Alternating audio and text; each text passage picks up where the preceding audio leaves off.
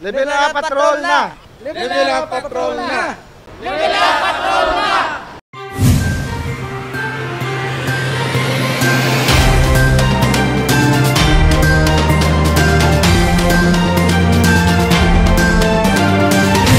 Mga persona nga ginakabig immunocompromised amo ang madali nga tapikan sang COVID-19.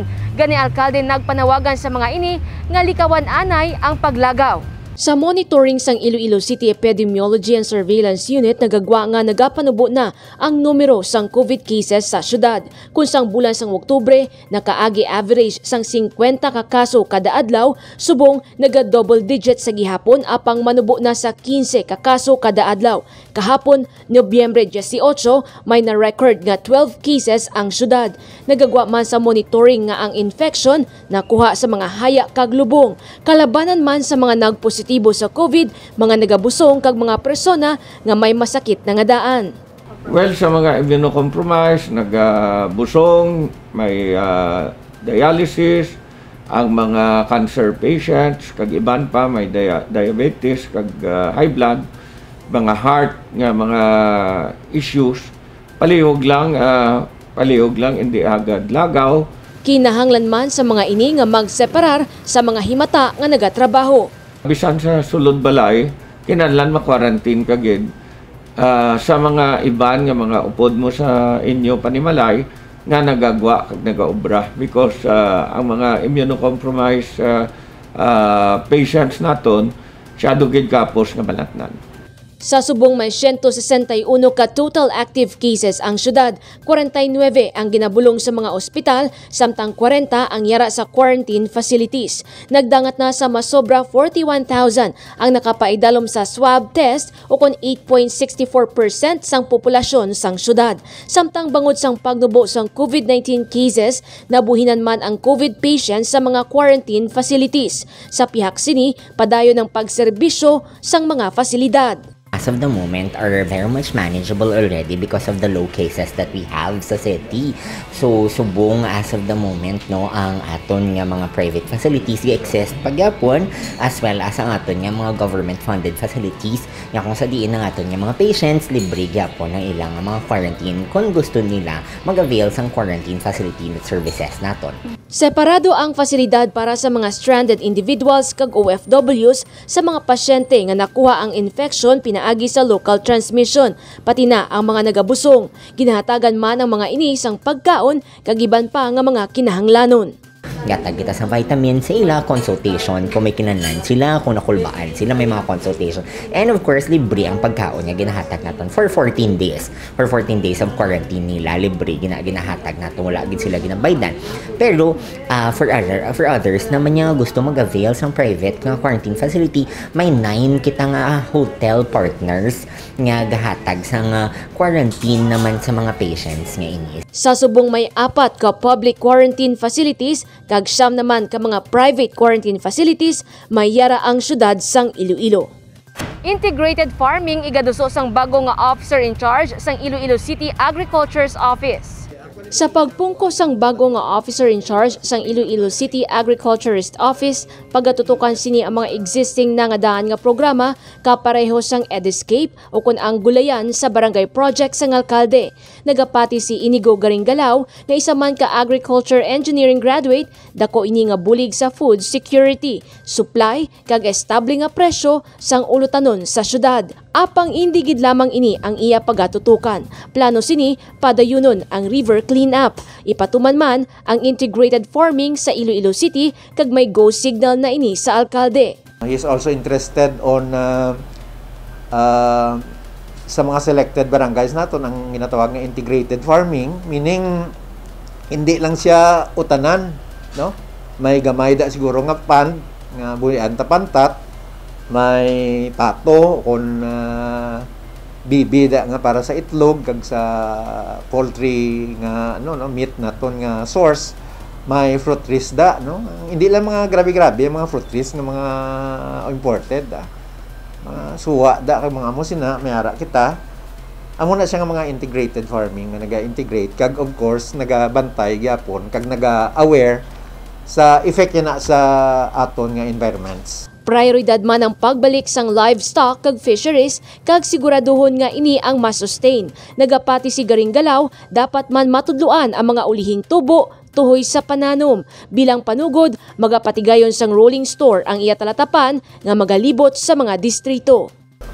Ang Uswag Rolling Store was actually, hindi bala ng balanta nga sa April pa na, gin-initiate na yan ni Mayor to make available ang farm goods sa pinakadamo nga populasyon sang syudad sang Iloilo. And it will be cheaper. Amo nang gusto ya, no? Kag diri abi ang ato ni nga uswag subong rolling store. We'll concentrate more on fruits and vegetables to boost sang immunity sang tawo. Nga ang halos tanan bala maka nga i-incorporate nila sa ila diet ang utan nga hapos kag readily available kag barato nga affordable nila. And then ang iniisa niya ka aspeto nga nagatalanom naton nga beneficiaries nga mga farmers magaan man sang binyo nga makabaligya sa mapos nga pagi. Mga prutas kag utan nga produkto sa mga mangunguma sa Kamaligharo ang ibaligya sa rolling store. Lakip man diri ang pila sa mga produkto gikan sa mga kabanwahanan nga suportado sang Department of Agriculture. Jennifer Garcia Hernandez para sa Level Up Patrol.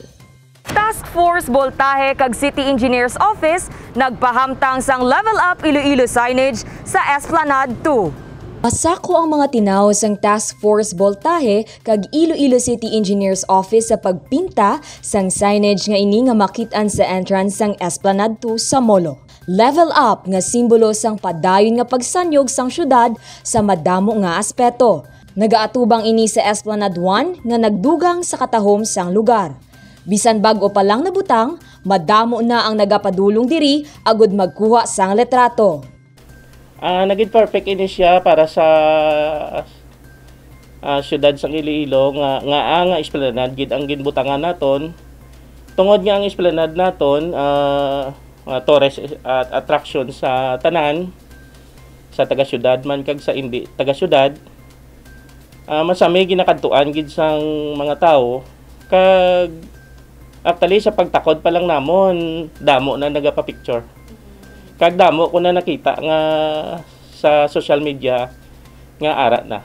Ang sa likod sini sa sini nga proyekto amo si ang aton nga pinalangga nga mayor, si Mayor Jerry Triñas, kag si OIC City Engineer Engineer Salvador Pedregosa, kag ang aton nga LGU. Kapinduha ka semana man ang paghimo sang signage nga human sa plywood. Ginsigurado man sang City Engineers Office nga pulido ang pagtakod agud indi madali maguba sa tion maglain ng tiyempo. Ginpreparahan man nila ini en kaso may magvandal sa signage. Ang ini nga mga materyales ginobra namon 3/4 ini siya nga marine plywood, and then gintabunan ni siya sang body filler nga para sa weatherproof, and then 5 ni siya ka coating ginbutangan ta sang body filler, and then flexibond, tapos ginbutangan taman primer, kag color siya sang iyang kung ano ang color subong nga nagagawa. Iniisa lang sa kapinduha pa ka signages nga ipahamtang sang lokal nga panguluhan agud magserbe atraksyon sa syudad. Samtang, may pahanumdum naman si Engineer Herasmia sa mga luyag magpadulong kag bisita sa lugar. Reminders ko lang no sa aton nga nagapakuha da sang litrato kag nagakadto sa Esplanade.